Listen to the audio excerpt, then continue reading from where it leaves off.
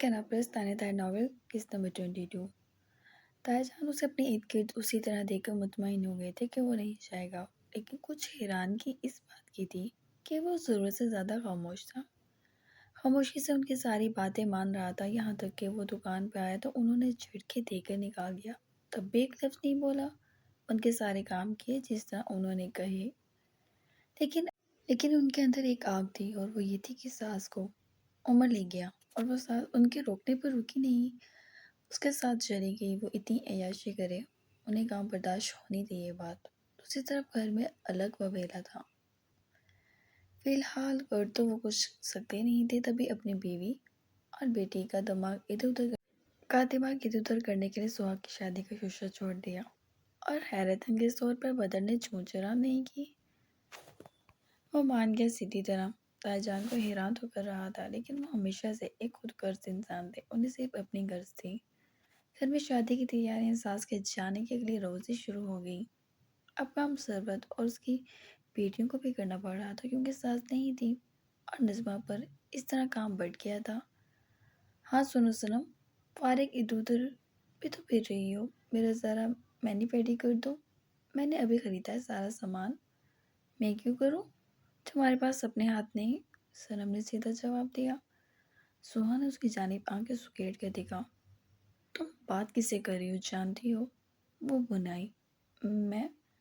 अम्मी देख रही क्या बोल रही है? ताई भी आ गई और सनम के अल्फाज वहीं रुक गए। क्या बोल रही है? वो घूर कर उसे देखने लगी।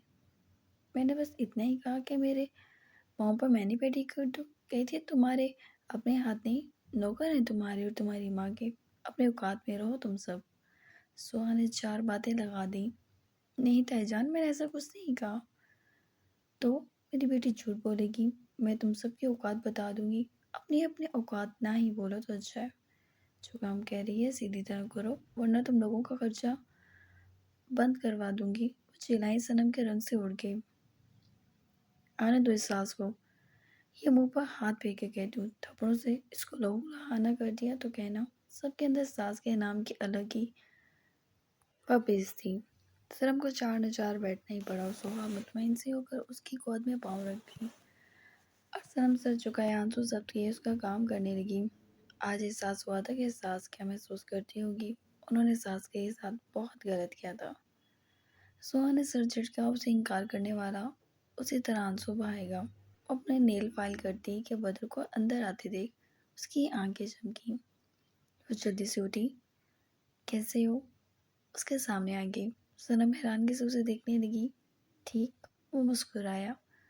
सुहा बोले ना समाधि, तुम कैसी हो? मैं भी ठीक हूँ बदर, मुझे यकीन नहीं आ रहा हमारी शादी हो रही है। वो बेपनाह खुशी से जगी। बस अब कर लो, अब कर लो ना यकीन, अब कर लो ना यकीन आने वाली तो कोई बात नहीं, बदर सुकून से बोला। हाँ यही बात है। वो मुस्कुराई।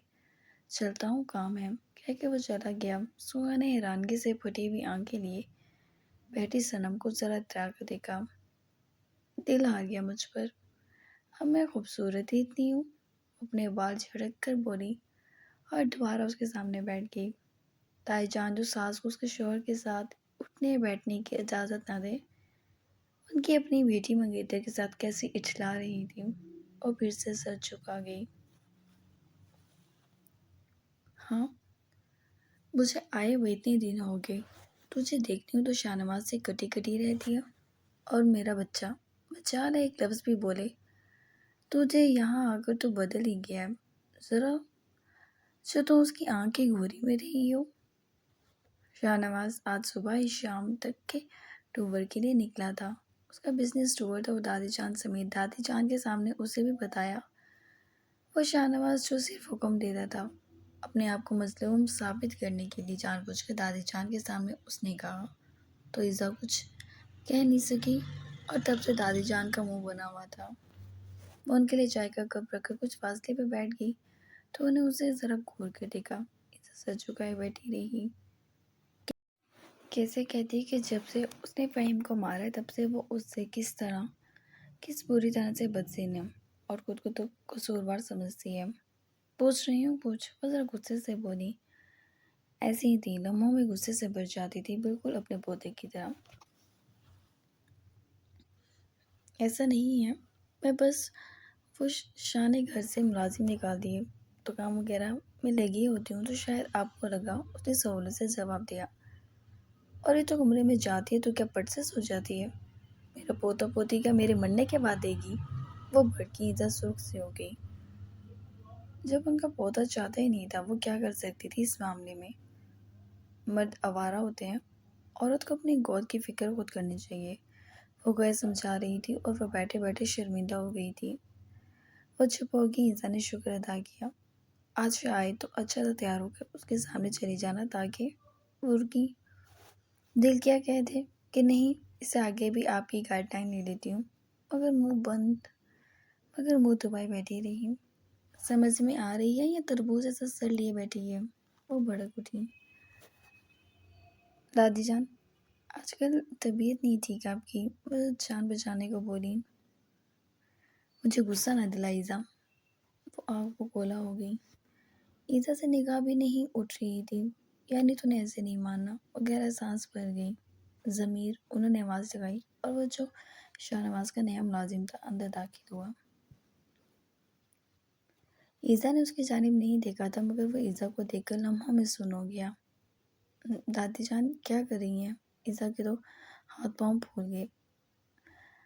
اب کیا نیا شوشہ چھوڑیں گی وہ؟ ہاں، وہ بچیاں وہ کون ہوتی ہیں جو لپسٹک پاؤڈر لگاتی ہیں؟ ضمیر نے ان کی بات کا فوراً پک کیا۔ بیوٹیشین؟ ایزا سر چکائے بیٹھی تھی۔ ہاں وہی تو، ذرا انہیں تو لے آ، یہ تو چاہتی ہے بوڑھی خلوص مر جائے، پوتا پوتی نہ دیکھے۔ وہ بنائی، ایزا کو لگا وہ جتنا سر چکا گئی ہے شاید اس کی گردن ٹوٹ جائے۔ جی، ضمیر نے اتنا ہی کہا اور وہاں سے نکل گیا۔ یہ شاہ نواز کی بیوی ہے۔ جاتے جاتے اس کے لبوں میں بس اتنے ہی الفاظ نکلے تھے۔ دادی جان وہ غیر آدمی ہے، ایسی باتیں ان کے سامنے چھپ کر وہ زبان چلنے لگی تیری، کہہ کر بیچے تھا تجھے خوشخبری سنا دی ہو، مگر تو میرے مرنے کے بعد بھی اپنی جگہ سے ہلے گی نہیں۔ وہ بھڑکی، ایزا منہ بنا گئی۔ دادی جان کو غصہ چڑھا اور کوئی چیز اسے مارنے کو ڈھونڈنے لگی۔ وہ جلدی سے بچ کر چھوٹے بچوں کی طرح بھاگ کھڑی ہوگی اور اس کے بھاگنے پر ہنسی دبا گئی۔ پہلی بار اس کا یوں بولنا چلانا اچھا لگا تھا، ورنہ انہیں لگتا تھا وہ اپنے عاشق کے غم میں مبتلا ہے اور ان کے بیٹے کے حق پر ڈاکہ ڈالتی ہے، جس کی بنا پر ان کی سختی اس کے ساتھ بڑھتی چلی جاتی تھی۔ مگر اب معاملات میں خود بخود نرمی اتر رہی تھی۔ ضمیر آدھے گھنٹے میں دادی کا حکم پورا کر چکا تھا۔ دادی نے ان دونوں کو دیکھا۔ میری بہو کو تیار کر دو، وہ بولی۔ کہاں ہے آپ کی بہو؟ ضمیر کی بھی نگاہ نے لاشعوری طور پہ تلاشا تھا اسے، جبکہ دادی جان نے مڑ کر کچن میں دیکھا۔ ایزا اب تو باہر آ رہی ہے یا میں اندر آؤں؟ ضدی تو بہت ہی ہے، وہ بھڑک کر بولی۔ مجھے حال ہے وہ نکلی ہو۔ اچھا بھئی، اب پٹے گی مجھ سے۔ وہ تینوں اجنبی لوگوں حیرانگی سے بہو اور ساس کا رشتہ دیکھ رہے تھے۔ وہ فوراً باہر آ گئی اور وہ دو لڑکیاں اس نازک سی گڑیا جیسی لڑکی کو دیکھ کر حیران رہ گئی، جو بے حد حسین تھی اور شاید رو رہی تھی کیونکہ آنکھیں سرخ تھیں۔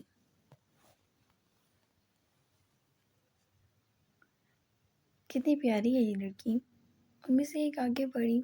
ارے بس کوئی نہیں، میری شاہ کی ہے، تم نے بس تیار کرنا ہے اس کو، میری شاہ کے لیے جاؤ اب، اور یہ منع کرے نا تو مجھے بتانا، وہ بولی۔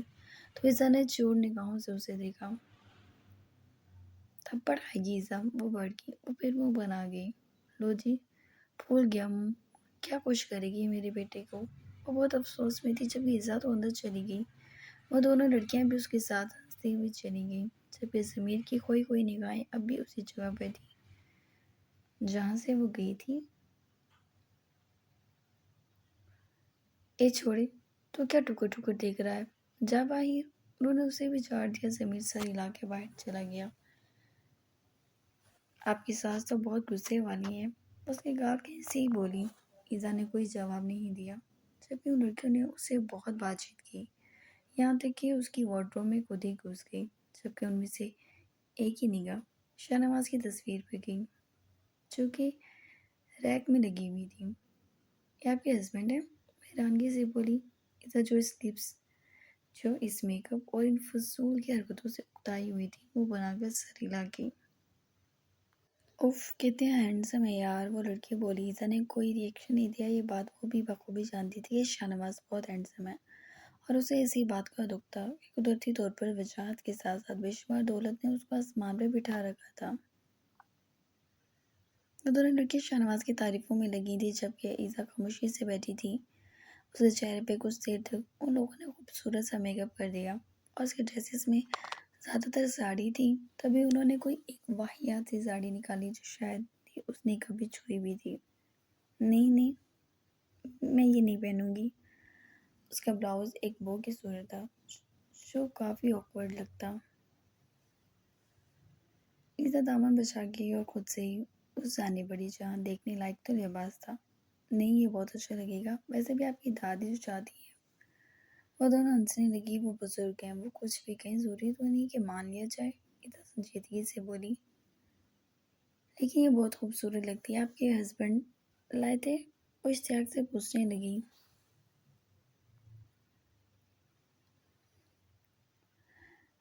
شاید میں نے کبھی توجہ نہیں دی، وہ بولی اور ایک ساڑی کھینچ لی۔ ان لوگوں نے وہ ایک طرف رکھ دی۔ تب تک دادی جان بھی آ گئی۔ ماشاءاللہ، بہت ہی پیاری ہے۔ انہوں نے اس کے اوپر سے پیسے مارے۔ دادی جان، ویسے جو ڈریس یہ ہے نا، یہ بہت اچھا لگے گا، لیکن آپ کی بہو تو ماننے کو تیار نہیں۔ جان پوچھ کر ان دونوں نے اسے شرمندہ کیا تھا۔ ایزا نے اس ساڑی کی طرف دیکھا۔ ارے چھوڑیو، یہ تو بس کپڑے ہیں باندھنے والے۔ اس کا بلاؤز جو ٹولتے ہوئے بولی۔ دادی جان یہ دیکھیے، میں یہ پہن لیتی ہوں۔ ایزا بری طرح سرخ پڑتی بولی۔ ہاں یہ ٹھیک ہے، وہ سر ہلا گئی۔ دادی جان، یہ آپ کا پوتا ہی لایا ہے، دیکھیے ذرا، انگریزوں کا لباس ہے۔ اب شاہ سر لائیں تو میم کے لیے ہی ہے نا، تو پلیز میں نہیں پہنوں گی۔ ایزا کو غصہ چڑھا، اور کیسے فیس کرے گی کسی کو۔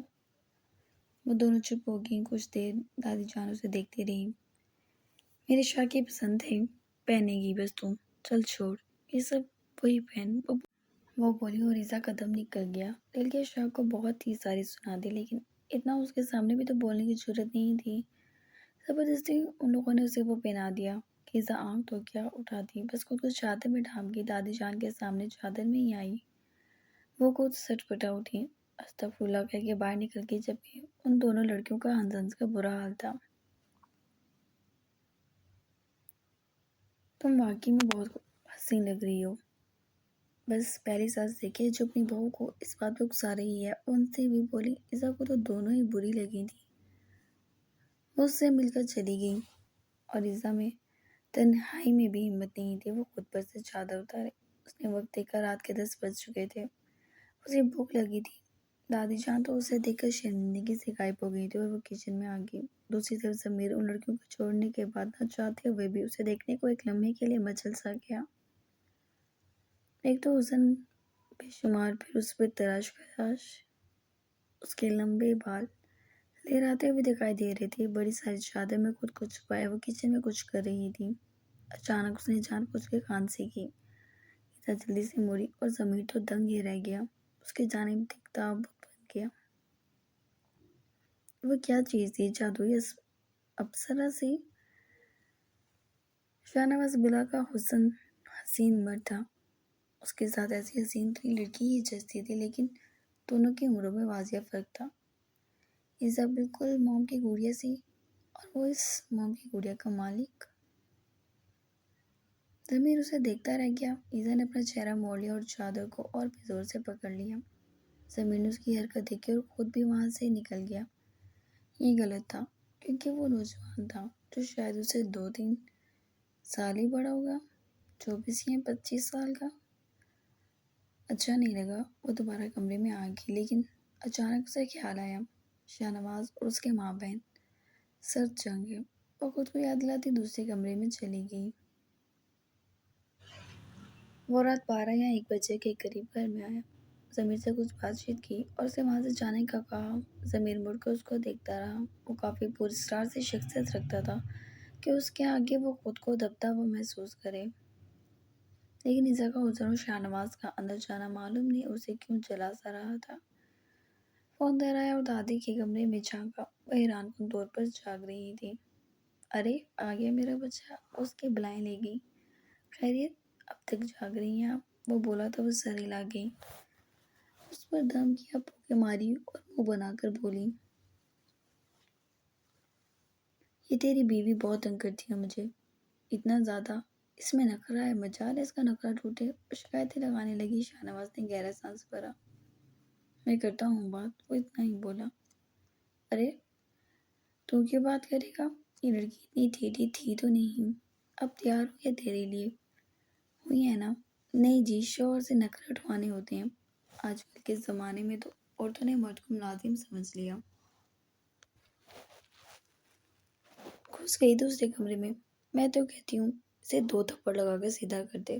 وہ ناک منہ چڑھا رہی تھی کیونکہ جب وہ شاہنواز کے کمرے میں گئی تو وہاں نہیں تھی اور دوسرا کمرہ لاک تھا۔ وہ غصے سے شاہنواز کا انتظار کرنے لگی۔ یقیناً یہ کام بھی آپ نے ہی کرایا ہوگا، وہ اس کی تیاری پر بولا۔ ارے بیٹا، میں تو یہ چاہتی ہوں کہ بچے ہوں تیرے، کیا چوہا بلی کا کی لگا کے بیٹھی ہے یہ لڑکی۔ میں کہہ دیتی ہوں تیری دوسری شادی کرا دوں گی، میں تب اس کے ہوش ٹھکانے آئیں گے۔ وہ غصے سے بولی۔ شاہنواز نے ان کا ہاتھ تھامے۔ آپ ٹینشن نہ لیں، میں دیکھ لوں گا۔ ہاں بس تم ہی دیکھو بیٹا، یہ تجھے غصہ ہی دلاتی ہے، وہ بولی تو وہ اٹھ گیا۔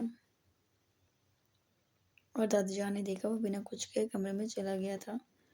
انہیں لگا ایسا اس پہ کوئی جادو کر چکے ہے جو شاہنواز ایسا ہو گیا ہے ڈھیلا ڈالا، ورنہ ایک دھبکا ہی کافی تھا اس کا تو اس سوئی کو۔ وہ مزید کوئی قدم لیتی کہ ایزا باہر خود ہی آ گئی اور دادی جان نے اسے وہیں جا لیا۔ گھورنے لگی۔ ایزا نے بچارگی سے دیکھا، اس کے اندر جانے کا اشارہ کر رہی تھی۔ ایزا خود کو کوسنے لگی کہ وہ نکلی ہی کیوں۔ وہ چھوٹے چھوٹے قدم لیتی اندر چلی گئی اور دادی جان کو اب چین کی سانس آئی تھی۔ وہ اللہ کا شکر ادا کرتی کمرے میں چلی گئی۔ ایزا اندر آئی۔ شاہنواز ڈریسنگ کے سامنے کھڑا تھا، اسے دیکھا۔ وہ تیار تھی، چادر خود پر لپیٹی ہوئی تھی۔ تو یہ تیاری کرائی ہے دادی جان نے تمہاری؟ اسے آئینے میں سے ہی دیکھ رہا تھا۔ کیا یہ اتنی خاص ہے کہ شاہنواز کو اپیل کرے؟ وہ طنزیہ مسکرایا۔ وہی شکل، وہی سب کچھ، اور دادی جان پوتا پوتیوں کے خواب دیکھ رہی ہیں۔ وہ طنزیہ ہنس رہا تھا۔ ایزا کو معلوم نہیں کیوں بہت برا لگا۔ ویسے اس کے پیچھے پڑا رہتا تھا اور اب اسے باتیں سنا رہا تھا، لیکن پھر بھی وہ سر جھکائے کھڑی رہی۔ تم دادی جان کو تنگ کیوں کرتی ہو؟ بلا کر وہ مدعے پر آیا۔ انداز سنجیدہ تھا پہلے کی طرح، مگر ایزا کو ڈر نہیں لگ رہا تھا۔ میں انہیں تنگ نہیں کرتی، وہ مجھے کرتی ہیں۔ سارے دن پوچھتی ہیں کہ مجھے پوتا پوتی کب دو گی۔ وہ بولی۔ تو تم نے کیا بتایا؟ وہ اس کے نزدیک آیا۔ کہ میں آپ کو پسند نہیں ہوں۔ وہ کہہ کے اس کے قریب آنے پر کچھ گھبراتی مرغی کی شاہنواز نے اس کا شانہ تھام لیا۔ ہاں یہ تو ٹھیک ہی کہا تم نے۔ کہاں شاہنواز، کہاں تم؟ وہ طنزیہ مسکراہٹ لبوں کی تلاش میں اچھالتا بولا۔ ایزا نے اس کی جانب دیکھا۔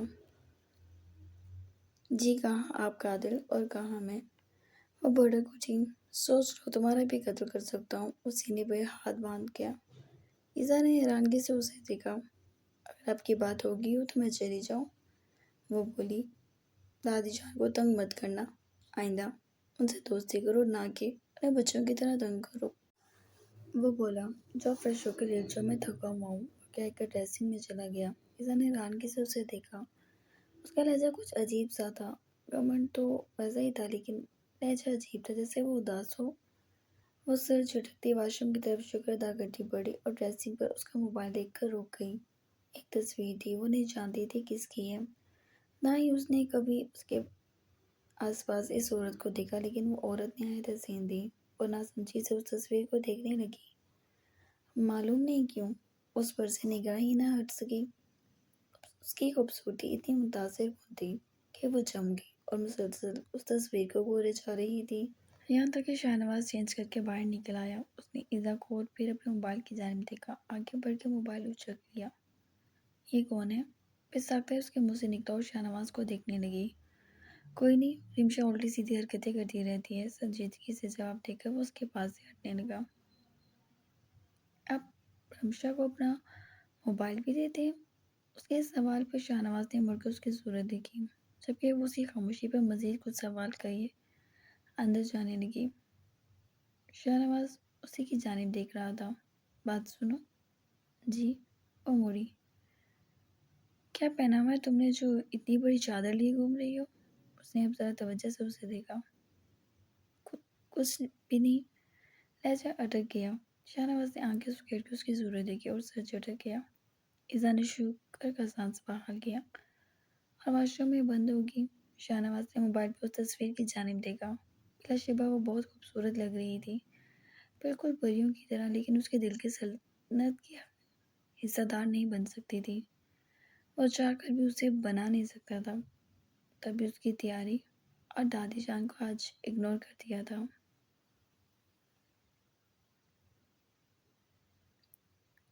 वो लेट गया था, देर उस तस्वीर को देखता रहा और फिर सीने पर मोबाइल रखकर उसने अपना बाजू आंखों पर रख लिया। ईज़ा उसके बाद फ्रेश होकर निकली। हैरानगी थी, शाहनवाज उसकी जानिब बढ़ा नहीं। बदर और सुहा की शादी की तैयारियां के साथ साथ सास को गाली भी बाकायदगी से पड़ रही थी, लेकिन बदर और नजमा पर कोई असर नहीं हो रहा था, और अगर हो भी रहा तो वाज़ेह नहीं कर सकते थे, खासकर नजमा। हाँ भाई, कितने फंक्शंस करने हैं? ताजा ने बेटी से पूछा तो सबने उन्हें हैरानगी से देखा। वो तो सिर्फ निकाह, वो भी तो खजूर में करने वाले इंसान थे, अचानक फंक्शंस की क्या पड़ गई थी? अभी सासी हैं तायाजान, तो फंक्शन उसके आने के बाद कर लेंगे। बदर बीच में बोला, जबकि सोहा ने मुंह बना लिया और तायाजान ने उसे नखुवत से देखा। तेरी बहन के आने से तेरी खाली जेब में सिक्के पड़ जाएंगे। जो ये कह रहा है? वो निहायत बदतमीजी से बोले। अरम की हंसी छूट पड़ी, जबकि बदर ने दोनों बाप बेटों को देखा। हाँ भाई उमर खयाम, डेबिट कार्ड से कम थोड़ी है। अरम ने टोका मारा। बदर की पेशानी की रगे फूल गई, लेकिन नजमा ने उसके हाथ पे हाथ रखा। भाई साहब बेटी है और बदर की बहन है। बच्चों को अपने भाइयों की शादी के अरमान बहुत होते हैं। वो बोली तो वो हाथ झटक गए। वो नापाक लड़की जिस गन से घूम कर आएगी, उसके बाद उसकी आवारगी तो मैं खुद निकालूंगा। मेरी बेटी जो चाहेगी वैसा होगा।